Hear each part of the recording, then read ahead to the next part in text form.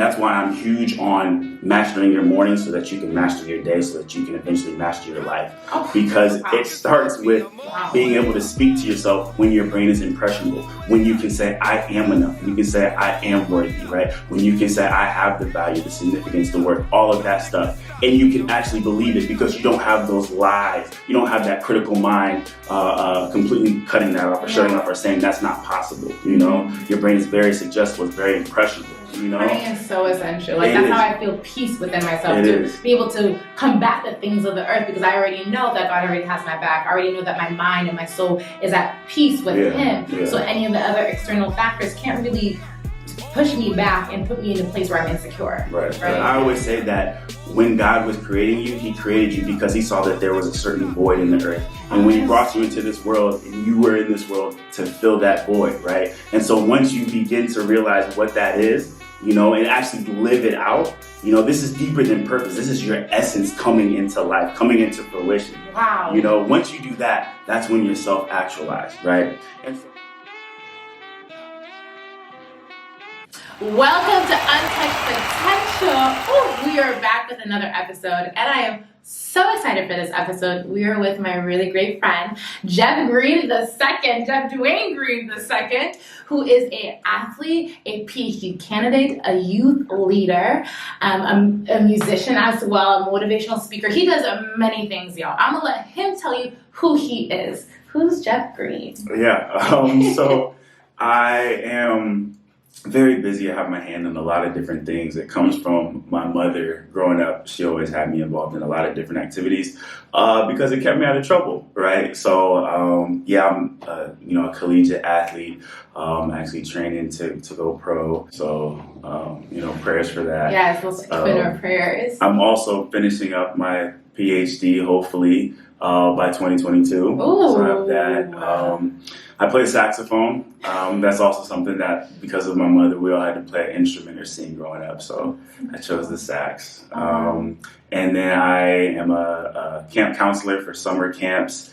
I love working with the kids, messing around with the kids, and also helping them grow spiritually. And then I'm a motivational speaker. I speak to different schools, different organizations, different churches.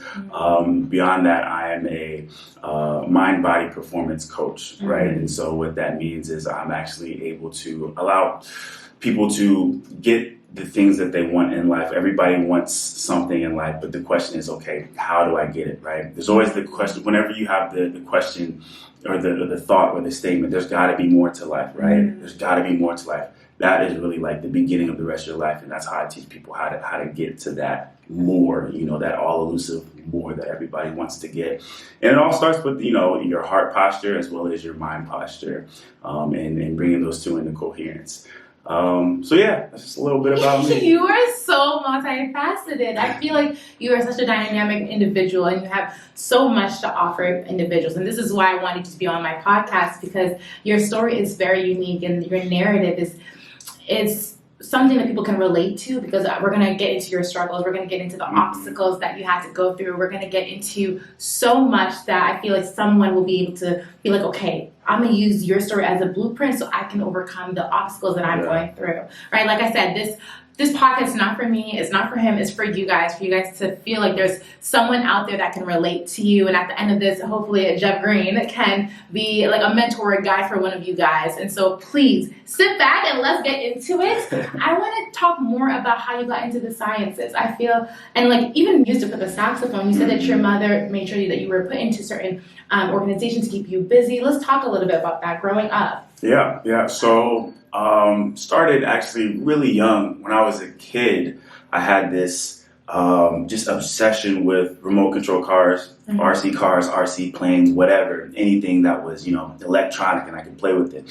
And so that would be the thing I would always ask for Christmas, for birthdays, for whatever. I would always ask for an RC car, RC plane, or helicopter, whatever.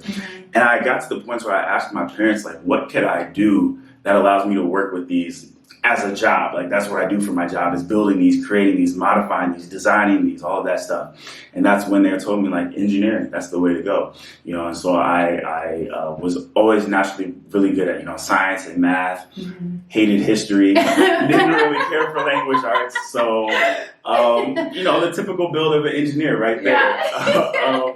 And so I really bought into it, and I kind of let it take me. And so I, took the AP, calculus and the AP physics and all of the science and all of that stuff, getting me ready for college. And I also took college credit engineering courses while I was still in high school, building circuits, designing things, all of that stuff, doing the civil engineering part as well as the electronic engineering part. And so once I got to OSU, the Ohio State University, I declared my major in electrical engineering. Oh, wow. Yeah, and that's sort of how I got into the sciences and that, and that to that extent. However, I wasn't getting fed intellectually, right? So talk to me about that. What do you mean? Engineering's not feeding you enough? Yeah, what do you mean? It got to a point to where, like, with the classes, they were getting harder and harder, right? And so I'm asking like my buddies who were, one or two classes ahead of me, I'm like, as we're going along, you find that this stuff is getting like more interesting, you find like it's kind of getting like dry, They're like, oh no, we're loving this. This is exactly what we expected. Yeah, all of that stuff. And I'm over here like, I'm hating it. Like, this is miserable. This is not what you want. Like, it's hard and it's boring. Like, it's a terrible combination. And so at this point, I'm like, okay, I got to figure out something to do. This can't be it, And that was the exact summer that I got funded to do independent research, right? So it was the summer going into my sophomore year. So I had 2 years of engineering under my belt. And I began to soul search. I'm like, all right, I've got to figure out something else, And so this research project, I was trying to figure out what to study, It was my project. I got to come up with it. I got to design it. I got to do the study, all of that stuff, And I came across music cognition, the way that the brain responds to music and the way that the brain perceives music. I feel like that's just right up your alley. You being a musician as well as the sciences and the brain and all the mindset and everything. Yeah. And so with the turning of the ages, the arts and the sciences are literally becoming one. You have people from the science realm who are accepting arts, art therapy, painting, music therapy, music cognition, all of that stuff. They're bringing the two together, especially when it comes to music in the brain. And so that's exactly what I looked up, and I did an entire study on music in the brain and the way that we perceive it and things of that sort. And I ate it up. I loved it. I presented it. People loved it. And at that point, I'm like, okay, I've got to make the switch. I think neuroscience is definitely the way for me because I love the brain. I was always fascinated with the fact that the brain is roughly the size of two of your fists put together, and there's over 7 billion of them in the world, but nobody knows how one works in its entirety. If that were the case, we'd be able to mind read at this point. We can't do that. Our brains are so amazing. It's just one of the amazing parts of the entire human body and human experience. And I wanted to know more of that because there's so much that we don't know, and there's so much that you can do that we don't currently do. There's so much that you can change that we don't currently change just because we don't know about it, know? So I wanted to know, okay, how can I actually tap into all of this stuff? This amazing tool that God has given us, but we're barely using it. We're not even doing it justice. There's so much more that we could be doing. And so that's really what got me hooked. And so I switched over into neuroscience. And ever since then, I've been loving it. I've been, learning about the brain, but deeper than the brain, deeper than the subcortical regions is the subconscious mind, the less tangible mind, the mind that actually runs 95% of what we do. So if I was to ask you, tell me what your favorite food is. Haitian food. Let's be specific. Goat. Goat? Yeah, I love goat. How you like it cooked? Fried. Fried? I love fried goat. Okay. I love fried goat. Anything that you like with the goat? Rice and beans with plantains. Yeah. Okay, with plantains. Okay, I like those spicy things. So, here's just a quick example to show you like the power of our subconscious. I am going to count to 3, and on the count of 3, once I get to 3, I want you to no longer like goat. What? And no longer like the rice and peas with the plantain, none of that, right? You didn't have to do that. So I just consciously, I want you to no longer like it. 1, 2, 3. All right.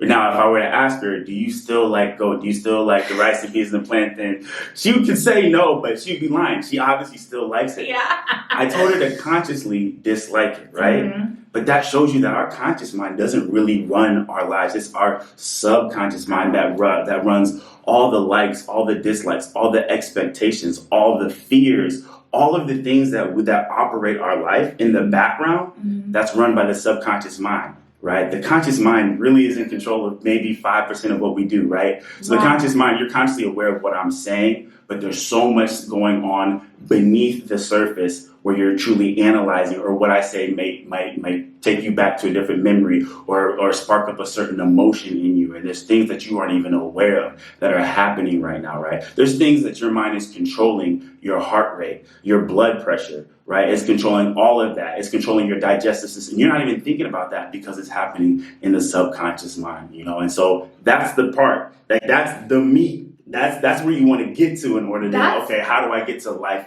transformation? Because this is running 95% of my life. If I want to change my life, then I got to get to what's running most of my life. Have you figured it out? Because I want whatever secret you have, because this seems phenomenal. It seems like I want to be able to get the reach of what our subconscious mind can do. What's the secret? Yeah, well, as you can tell, the mind is very complex. So there's not just one secret, but there are multiple techniques to teach you how to get to that level, And so it's all, a big part is about the brainwave state that you're in, right? And so we have different brain activities that we're in, right? And so like when you first wake up, you're in between the theta and the alpha brainwave state, right? That's when your brain is in between one of two states. It's either in in a super suggestible state, right? The theta brainwave state, or where it's like a sponge and it's soaking everything up and ideas just seem to really flow, or it's in the hyper learning state, which is the alpha state. And so in those two states, that's when your brain is the most suggestible to opinions, to thoughts, to ideas, things of that sort. Exactly, right? And so that's where it's easier to communicate with your subconscious mind. Why? Is because you don't have the critical mind, cutting off and saying, oh, this isn't realistic, or this can't happen, or look at your past, you can't do that, or look at your parents, how do you think you can, become this, that, or the third? You don't have that critical mind destroying all of this life transformation that you want to happen, And so it's very important. That's why I'm huge on mastering your morning so that you can master your day, so that you can eventually master your life. Because it starts with being able to speak to yourself when your brain is impressionable, when you can say, I am enough, when you can say, I am worthy, right? When you can say, I have the value, the significance, the worth, all of that stuff. And you can actually believe it because you don't have those lies. You don't have that critical mind completely cutting that off or shutting off or saying that's not possible. Your brain is very suggestible, it's very impressionable. An example of how important this area of our minds, or this state of our minds, is when you're in the shower. That simulates the theta brainwave state. And sometimes we're in the showers where like our greatest thoughts come, our greatest ideas come. I agree. It simulates the theta brainwave state. I am long showers just thinking and reminiscing of my thoughts and recognizing these new ideas are coming about. Exactly. And there's so much that's going on in the brain. Or right before you slip into sleep, it seems like your mind just seems to wander in a completely chaotic but serene way that doesn't make sense, but it does make sense, and your ideas are flowing and there's no hindrance, and it's just your mind is just able to go, right? To unlimited expansions, right? Without anything breaking it off or stopping it or saying, oh, that's not realistic, this isn't realistic, right? And that leads into the dreams that you have, right? Yeah. That also shows how, right before you go to bed, you're in the alpha and the theta brainwave state. And that's where a lot of really cool ideas or thoughts or solutions to problems that you've been having, that occurs right there. So, so you seem like you've mastered what the mind does. And the way you're talking about it, I'm just like, flabbergasted. I don't even have words to speak on it. But one thing I wonder is, how do you not allow society to come into your mind and influence what you're thinking in the morning? I know you've talked about your morning routines and whatnot, but how do you allow societal factors not make a contributing factor in your mind as you're trying to find your identity, as you're trying to grow, as you're trying to figure out this potential that you have within yourself? What can one do to make sure that they're on a path where it's solely them figuring out their potential in their mind without having external factors contributing in a negative way? Yeah, 100%. And this is something that I am huge on, you're right, because it's been a part of my life transformation. And I haven't mastered the mind, but there's a lot that I've learned because I wanted that transformation for myself. And once I was able to experience it, I'm like, wow, like I can't just keep this to myself. Like there's so many other people that I could be helping. I never want somebody to have to be as low a position that I was in. You know, I want to help them to be all that they can be, right? And so you said you said a lot of key things. And so you said identity. Mm-hmm. Identity is where it all starts, right? Yeah. Because let's reverse engineer this thing, right? What does everybody want? At the end of the day, every human wants fulfillment. Mm-hmm. What does fulfillment look like? It could be a lot of different things. It could be something as material or vain as money, or it could be something as essential as belonging or love, you know? Mm-hmm. No matter what it is, everybody wants to be fulfilled in that thing. Fulfillment is the ultimate desire of man, right? Mm-hmm. But how can you feel fulfilled if you're not self-actualized, right? Wow. If you're not self-actualized. Yeah, what is self-actualized? That is a vocab word for the MCAT folks. I remember it. And I'm gonna clearly I don't remember the definition. Yeah, and there's a lot of definitions about it in academia, but just to put it in lay terms is once you have come into your own. What do you mean by that? It's like once things start to click. It's like you're no longer trying to figure out, okay, I want this to work, or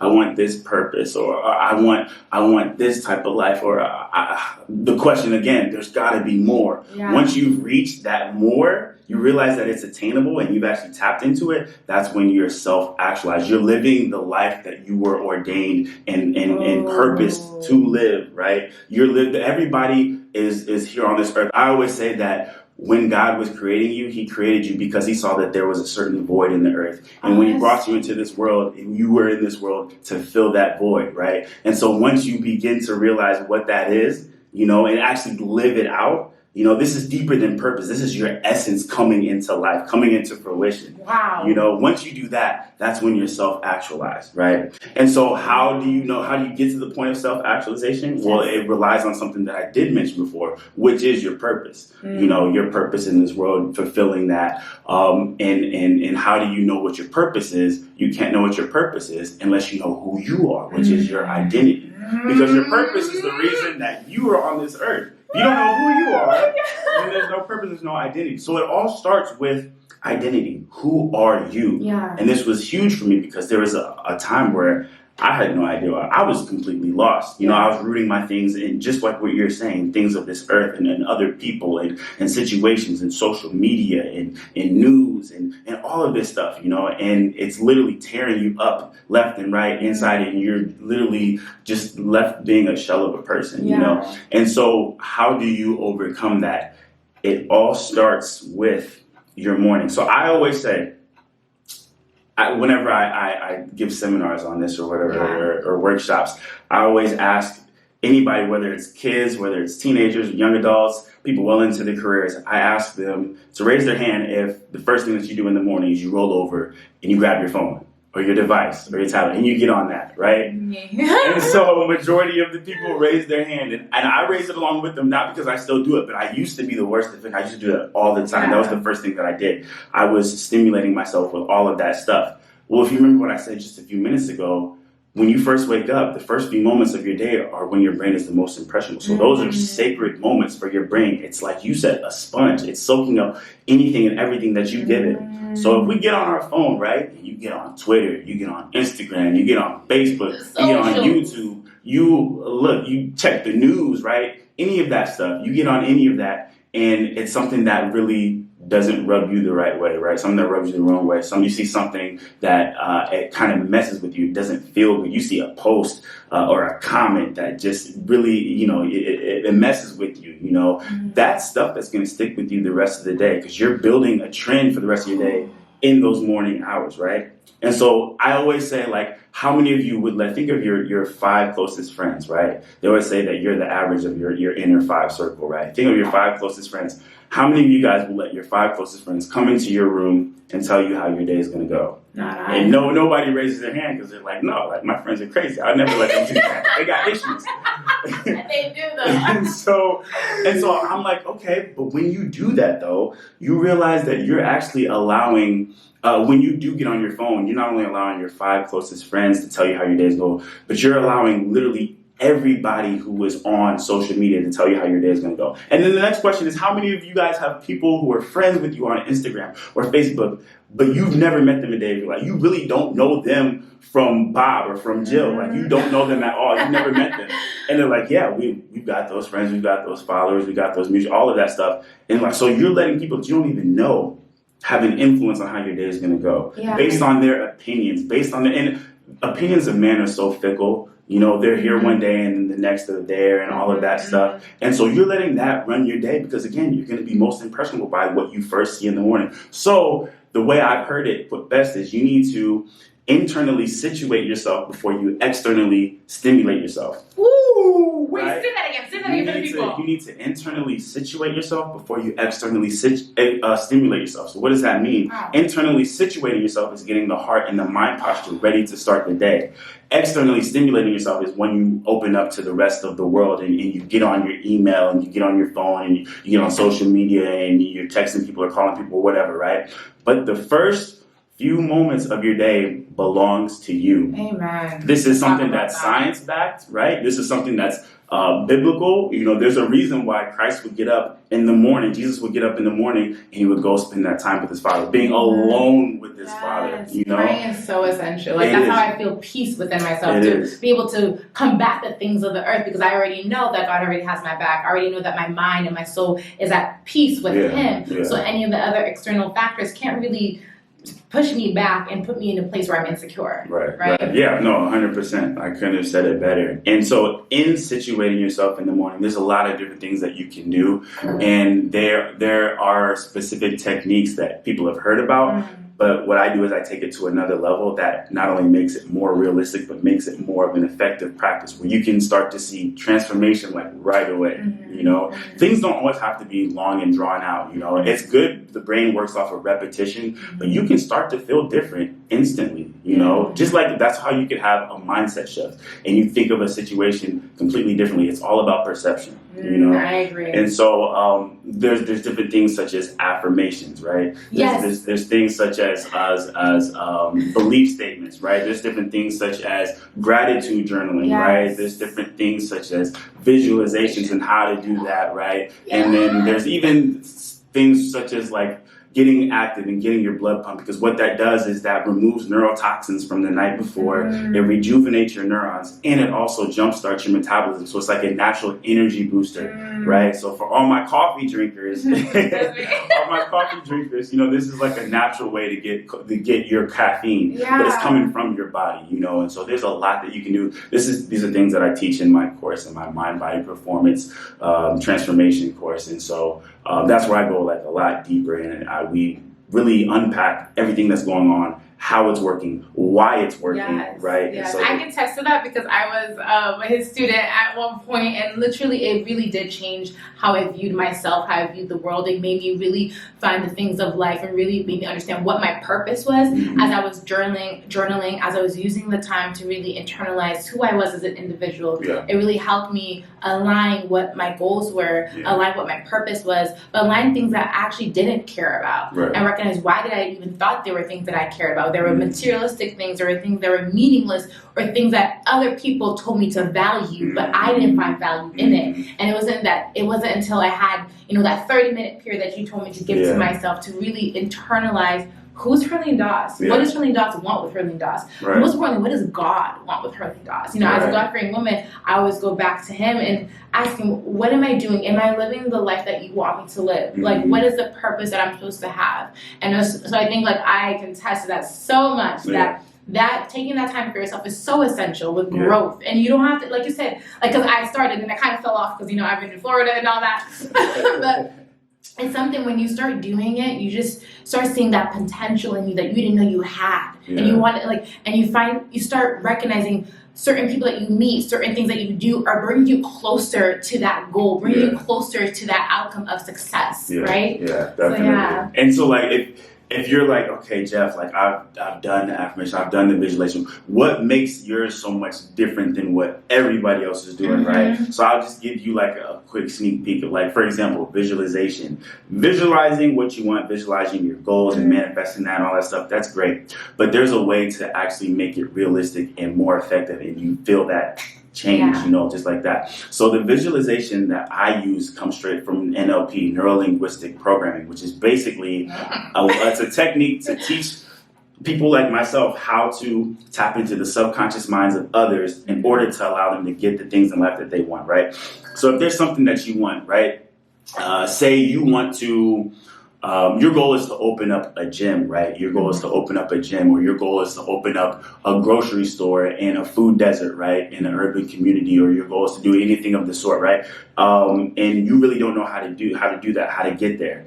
It starts with visualization. But when we visualize, we're going to use all five senses, and we're going to be very specific, right? And so I want you to go into your mind, and here's part of the technique is I want you to go into your mind as if it's already happened, right? So I want you to go in the past when you first achieved that goal, right? So when you first got the keys to that new gym and it's built and the parking lot is done and all of the equipment is furnished, right? Or you first got the keys and it's opening day of that grocery store and you see people coming in, right? I want you to go back in the memories of your mind as if it's already happened, and I want you to feel that memory. What does that mean, feel that memory? Well, one, you're going to visualize it. So you're going to see, what does that look like? What does the gym look like? What does the equipment look like? Where's the equipment placed? I want you to get specific. What's the color of the equipment? What's the color of the building? What's the color of the grocery store? What's the name of the grocery store? Like, when you get specific, it becomes more realistic, right? And so then I also want you to include hearing, right? So what do you hear in that moment, right? We're painting an entire movie scene, an entire picture right here. So what do you hear, right? Do you hear birds chirping, right? Do you hear cars going by because it's right by the main road, right? What do you hear? I want you to go into all of that. I want you to get in, what do you smell, Do you smell fresh air? What does the grocery store smell like? What do the different aisles smell like? What does the gym, the new equipment smell like? All of that stuff, right? Getting into that, right? Feeling. The feeling of the new keys, right? The feeling of the grocery carts in the store, right? We're getting specific. We're getting into what things feel like. We're getting into all of the senses, right? Taste. What's the last thing that you ate right before you got handed the keys? What are you eating right after you got handed the keys? Are you chewing gum? Or you have a mint? Are you eating a pear? Like, all of this is making you more present in the moment, right? Yeah. All of it is making you completely present in the moment. And when you look at it as if it already happens, your subconscious mind begins to believe that it is actually something that's very attainable, because it's not something that's like, oh, this is in the future and I have to try to get this. It's like, no, this is something that has already happened and I'm just going back and looking on how it happened, And so when you do that, chills. When you do that, here's the last part, is I want you to kind of come outside of your body and look at, as if you're having an outer body experience. Look at yourself experiencing all these things, right? Look at yourself. Who's the type of people that you're helping? What does the community look like? Look at yourself interacting with the people. Because when you have that outer body experience and you're looking at yourself accomplishing this goal in the past, it naturally makes the subconscious mind want to have that even more. Yes. Because you're not inside the body. You're looking at it from an outside experience and you're seeing yourself doing these things that you've always wanted to do. And so it's going to push your subconscious mind to want that even more. And so once you're done with that visualization, it's like you're going to have this uncanny just a motivation that you don't even have to try for. It's literally your mere existence is you getting the things done that you need to get done in order for this to become reality. And it's never something that seems like it's too hard to reach, it's too far, because you've literally experienced it. You've literally experienced it. One of the great MMA fighters said that he never gets nervous when he's going into a match or a fight or anything like that. Why? Because this might be his first time fighting this opponent, but in actuality, he's been through that 200 times. Not because he's fought 200 other people, but because he's played how the entire fight is going to go 200 times in his mind. So once he gets into that fight, once he gets into that octagon, he's like, I've done this. I know everything that's going to happen. I know all the different scenarios. I've been here. I've done that. Because when you do that over and over and over in your mind, it becomes realistic, right? Wow. Like, wow. I feel like this has now changed the game for me when it comes to doing surgery, because I am an aspiring physician, an interventional cardiologist, where I'm going to perform angioplasties. Mm-hmm. And so now that I deal with the MFA player, I'm thinking in my head, I have to go through the procedure 100 to 200 times in my head, but not because I need to know the techniques, but I need to feel myself in there. Yeah. So when I'm going in, when I'm, doing the first incision, it's natural. It feels like I've been doing this. Exactly. It's like, it's not the first time, but it's the 201st time of me doing it. Right, exactly. Wow, that is so amazing, so incredible. Okay, so you have all of this secret sauce when it comes to the mind, but now with this PhD, how are you transforming it on paper? Yeah. So how are you connecting this with your PhD? Yeah, for sure. So with my PhD right now, so far I've done different neuroimaging studies. One that I'm working on right now is looking at brain-to-brain synchronization when two humans are engaged in communication, right? So as Herlene and I are talking right now, there are brain regions that are in sync because that's what facilitates the comprehension, right? Okay. And so now if I were to have an accent, right, a regional accent, so we could say a southern accent or even a northern accent, right? What's a northern accent? Like, let's pause, because usually I have an accent sometimes. It's very slight, but there's a northern accent. Okay. It's hard to tell. It's hard to say, but it's like when you hear it, you like, what did you just say? It's like even like. How do you say water? Water. Water. I said it good. Water. Yeah. What was that? You said some other stuff. It was off the wall. I don't even remember. Water. No, you didn't say water. You said water. But how did you say? Caramel. Oh. What was it? How do you say SYRUP? Syrup. That's one. What do you mean? It's syrup. It's syrup. Oh God. What? Syrup. It's so serious. No. We went to breakfast, and the lady was just like, she corrected me, remember? She did, yeah. She sure did. We were in Ohio. Oh, by the way, I tried filming this podcast multiple times with this man. He's so hard to get, or my camera is really bad, because it's not bad, I just don't know how to function it. But finally, we're here, we're doing this podcast, but when we were in Ohio trying to film, we went out to get food, and I asked for syrup, and our waiter corrected me, was like, syrup? Yeah. It's syrup? Syrup. It doesn't sound right. No, it sounds perfectly fine. It's syrup. Do you know how much extra effort you have to syrup? No, Just it sounds weird. syrup. Syrup. See, how long that took? Okay, all my Bostonians, how do you say syrup? Because it's syrup, it's not syrup. Like syrup? Syrup. That doesn't make sense to me. Anyways, take us back to that time that you are going to bring us. Yeah. So it was October 6th of 2016. Wow. It was the third day of this International Colloquium for Black Men in Education, this colloquium that I got funded to go present research at. Mm-hmm. And the colloquium was in Bermuda. Bermuda is one of the most beautiful places in the world.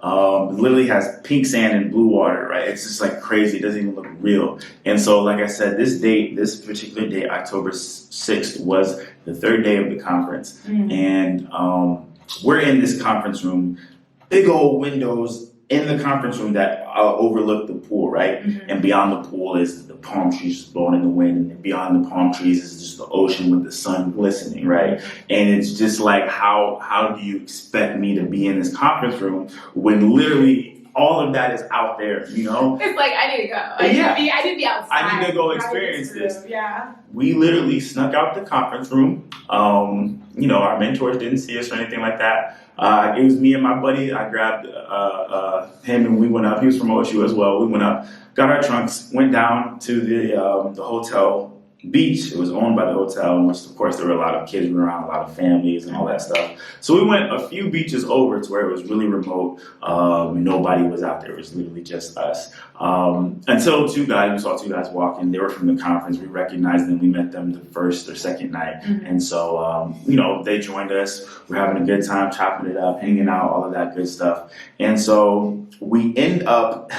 Based off of my bright idea, I see this rock in the middle of the ocean, this large rock, and I'm like, let's go swim out to that, y'all. And nobody, opposed it. So what we do, we hopped in the water and we started swimming. And on this particular day, at this particular location in the Caribbean, the waves were more violent than I had ever experienced before.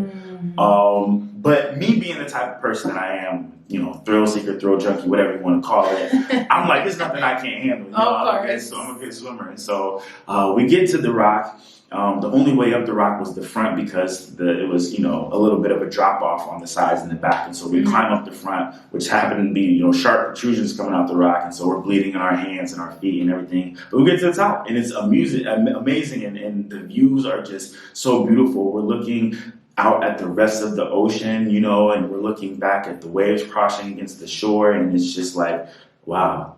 It's October, mind you. So we're like, bro, like our friends are back in Ohio with snow right now. And we're in the Caribbean just chilling. So we're just taking it and just enjoying it up there for maybe, 45 minutes. It got to the point where we're like, okay, we got to get back. We have, an appointment at 5 p.m.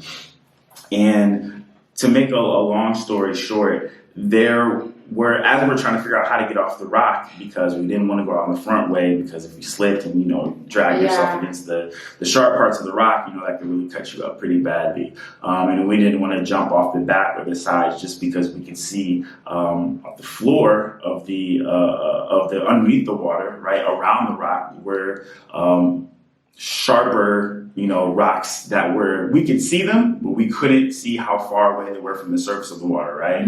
So this is us here on top of the rock. Here's the water. Here are sharp rocks underneath the water, right? And so we didn't want to jump in and possibly, puncture or break an ankle or a foot or a leg or anything like that. And you couldn't go back the way you came in? Like how was that? So yeah, we could have tried to go down the sharp part, but going down is a lot different, sometimes harder than going up, because you can easily lose your footing going down. If you slip, like you've got jagged edges, coming out of the rock.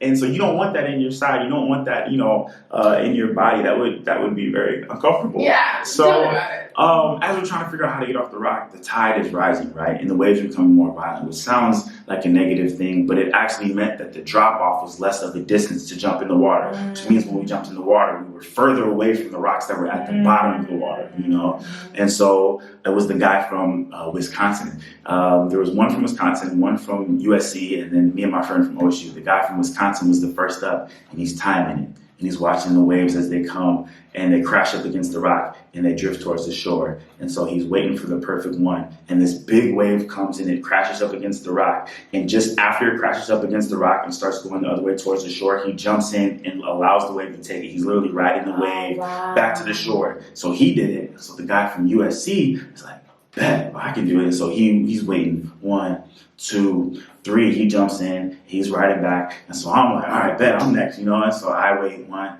2, 3. I wait for the perfect wave. It's this huge wave, and I jump in, and it takes me back to the shore, and we're all swimming back. We get to the shore, and we look back, and I see my friend. He's still at the rock, and he's yelling, he's saying stuff. We can't hear him because we're all the way at the shore. And so we're like, somebody's got to go get him, right?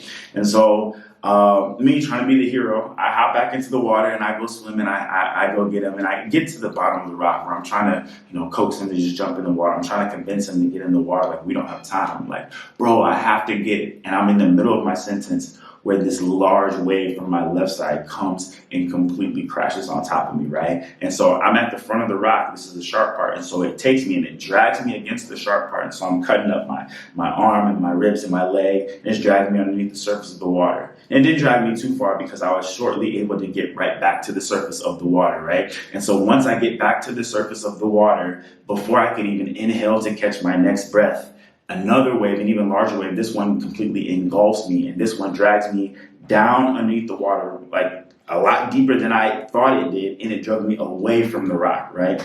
And so at this point, I'm doing somersaults. It's one of those waves that crash on you, and you're spinning underneath the water. And so I have no orientation, right? I have no idea what's up, down, left, or right, and I begin to panic. Eventually, after I'm done spinning, your body naturally levels out, and I get an idea of what direction is up, and so I'm swimming, literally for dear life, as fast as I can. And I consider myself to be a really good swimmer, and so, like I said, I didn't realize how deep underneath the water I was. So stroke after stroke after stroke, I'm reaching, and there's absolutely nothing. So another stroke, and I'm reaching nothing, right? And it gets to the point to where they say that your life flashes before your eyes in near-death experiences. And I can confirm that that's exactly what happened for me. And it wasn't like my entire life, but it was different highlights. And it's crazy how the brain works in those circumstances. Maybe it's a survival technique to try and get you to survive. I don't know why that happened, but it happened. And it was the weirdest feeling because I'd never had that before. And just to give you context to that point in time, this is the exact time that I was referring to earlier where I had no idea who I was. I didn't know who I was rooted in. I had an idol set before God. I had never felt more further from God. I never felt more disconnected in my purpose. I didn't know what my purpose was. I didn't know what the next plan was, not what the next step was. I didn't believe in myself to be able to, make it to the next level as far as PhD and all of this stuff, and just messing with like the wrong girls and putting my identity in them, what they thought about me and my body, and just insecurities and just anything that could happen to me happened to me at that point in time, right? So come back to the water. These are my last few moments on earth. I'm like, what did I have to show for at this point in my life? What kind of legacy was I leaving? Like, what did I do that was worthwhile on this earth, And I had never felt so unfulfilled in my life, at this point in time in my life. And so, different thoughts when you're in a situation like this is like, who's going to find my body?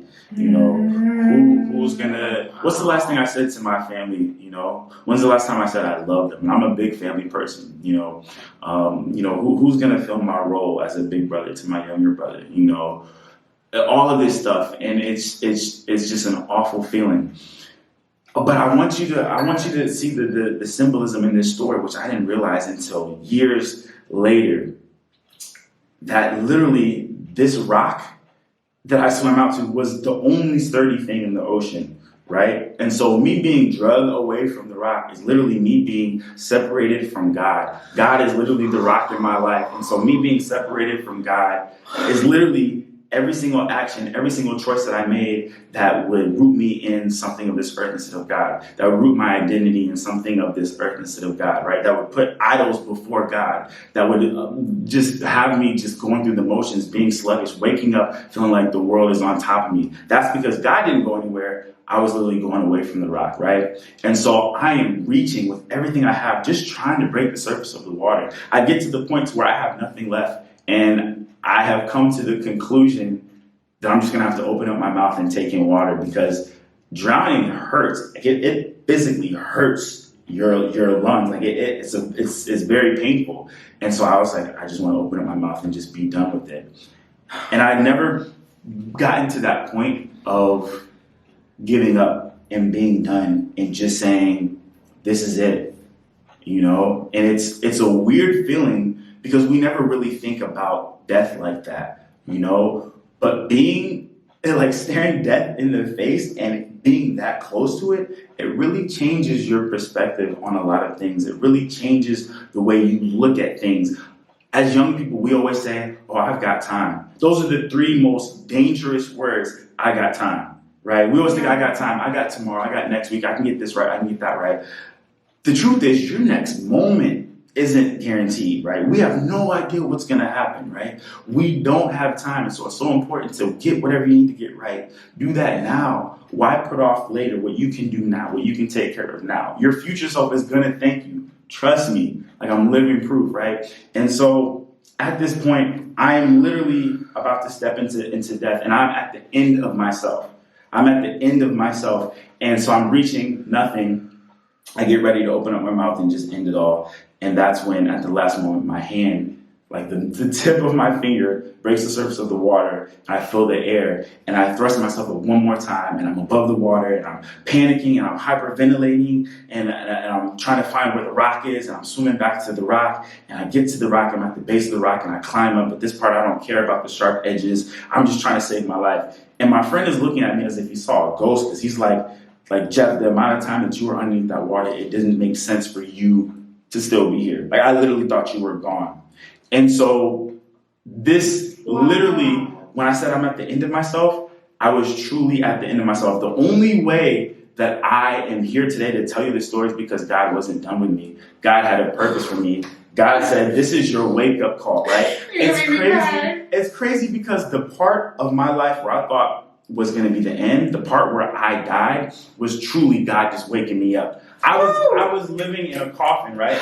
And God was waking me up. You know, this was my wake-up call. And so me swimming back to the rock is like me swimming back to God, realizing like, if I want to survive, I've got to go back to the rock. Amen. That's the only way that I'm going to survive. That's the only way that I'm going to flourish. That's the only way that I'm going to be able to be successful in this thing called life, you know? And so I don't realize all of this right away. It took a while to process everything that really happened, and it truly appreciate the depth and the severity of that moment that I was in, right? And so when I realized that was almost my last few moments on earth, it still feels weird to talk about it to this day, because it's just like, like I said, I shouldn't even be here talking about it. And so when I realized that, and God's giving me this second chance, it's just like, who am I not to be my greatest self? You know, who am I not to invest in myself and learn how to truly transform my life so I can transform other people's lives, right? Who am I not to learn more? Who am I not to grow more? Who am I not to look back and reach, you know, the generation behind me and give them a boost forward, right? Who am I not to be intentional with the way that I act, with the way that I walk, with the way that I talk, all of that stuff, right? And so that, to answer to your question, that is what keeps me going. Every time I think about that, you look at life differently. You no longer look at, okay, what can I push off today, or how much can I get away with not doing? No, you look at how much can I bear to do? How much can I actually get done, right? You look at every single day as if it could possibly be your last, because it very well could be. So there's a lot of times where in our life we want to do great things. We're like, oh, use me, Lord, use me, Lord, use me, or use me. I want to do this great thing, that great thing. But in order to do these great things, we have to get to the edge of ourselves, just like I was talking about where I was at the edge of myself. When you get to the edge of yourself, that's when you start to get to the beginning of God. And like that's where like amazing things happen. That's where things begin to unfold. That's when things begin to manifest in your life, right? But we have to get comfortable with getting to the edge of ourselves, right? Mm-hmm. Getting beyond our limits, getting beyond what we can do, and tap into that new realm, tap into that spiritual realm, tap into that beyond realm, you know? And that's exactly what I was able to do. That's what I'm able to do because I know what it feels to be literally at the edge of myself. And everything I'm doing right now, the energy that I have, all like, I didn't sleep last night, and I'm still here, and I'm vibrant, and I'm like, I'm fired up, I'm passionate, because I'm tapping into something else besides, that's not just me. Yeah. I'm tapping into something else, you know, beyond me, you know, and so. And you had to get through that point where God had to reveal that to you when you were at the edge of yourself, almost literally seeing death. Yeah, exactly. And that's just like, for me, that's just so magic that you're saying that, because a lot of people, I feel like when they're at the edge, they feel like they're gone. They feel like there is no hope. There is what is left for them. But you said that's just the beginning of where God's going to take you to the next level. And a lot of times we tell ourselves, oh, God, use me, like you said, but we don't know how God's going to use us. And when He's using us, we're just like, Jesus, not like that. Right. Exactly. Because your story, your near life death experience will be a blueprint for someone else. And we don't understand when we're in the rough, when we're in the trenches, that this is not for us, but it's for the people who are looking at us saying, I want to be where she's at. I want to be where he's at. If he can make it, by God's grace, so can I. Yeah. So my last question for you, which I feel like you kind of answered, but you know, this whole podcast is about success won't taste so good without failure served as appetizers. So what was your failure that you believed allowed you to come to this success that you've had, your purpose, your why?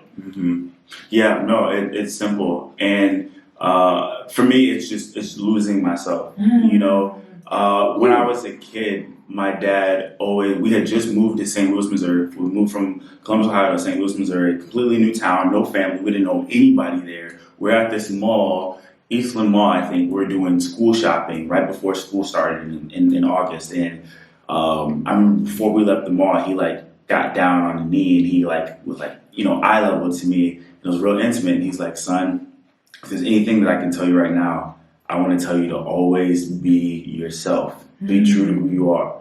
Why he said it at that point in time, I'm not sure. We were in a mall and everything, but it's sort of like everything else was just like silent or gone or didn't matter. But it was just like him and I in that mall alone when he said it. And those words rang so true to me. And I didn't realize how important it was to do that. A lot of people have, issues in middle school or high school, knowing who they are and all that stuff. My identity crisis didn't come until way later, and I realized how important it is and why he said it, because that's something that I've always clung to. I forgot, I lost track of it. I lost sight of it. And that's when I lost myself, was because I lost sight of those words, those instructions, that my dad's saying, always be true to who you are. When I stopped being true to myself, that's when everything else started to crumble. Because like I said, whether it's our wanting to be fulfilled or self-actualization, our purpose, it all starts with identity. Wow. That's really moving. It's like your dad knew you were going to go through this type of transition, and that those words stuck to you. Like that intimate moment has been able, 25 years later, you're able to speak on it and really tell truth to it. Yeah, 100%. Wow, this has been so amazing. I am so happy that I've been able to use my platform to share your story. And I hope anyone who feels like they've lost themselves or feel like they don't know where to go in their path, to see Jeff's story and see that you can come on top and use him as a platform where his content can also be helpful for you, his mindset shift. Let me tell you, it works. Your girls are better. I'm so thankful for you. You don't understand how thankful I am. Of course. It's been a pleasure. It's been a blast. Hopefully this is not the last time that I'm on the podcast. Hopefully. Maybe we're going to do like, where are they now? Yeah. I know, right? Seasons later. We're going to do that. You're going to see where you're headed, what you're doing. Maybe I can get him. He's already on a football team. Maybe I can steal you away from your playing. So. Yes. All right, guys. Well, stay tuned for the next episode. Let's get into it. Dang, you look short. I'm short in front of you. Hold on. It's fair. That like makes me feel dumb. You're so This is Jeff Green, everyone.